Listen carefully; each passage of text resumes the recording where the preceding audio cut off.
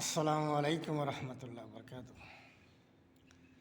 যুগান্তর পত্রিকার নিউজের সেখানে লেখা আছে যে তাদের মাতা পিতার জন্ম স্বাধীনতার 7 বছর পরে, কিন্তু তাদের সন্তান হয়েছে মুক্তিযোদ্ধা।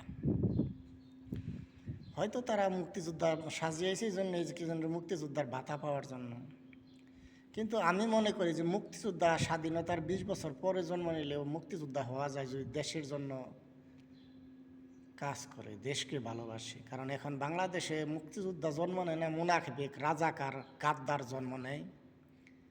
কারণ যারা দেশের টাকা বাইরে পাচার করে,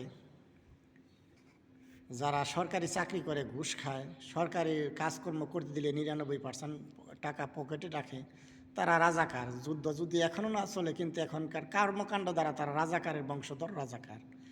আর যারা জন্ম 20 বছর আগে হয়েছে, কিন্তু তারা দেশ ও জাতির জন্য দেশের কল্যাণের জন্য, দেশের মানুষের জন্য কাজ করে, তারা দেশের দুর্নীতি করে না, দুর্নীতি কমানোর চেষ্টা করে, তারা মুক্তিযোদ্ধা আমার এই দৃষ্টিকোণ থেকে।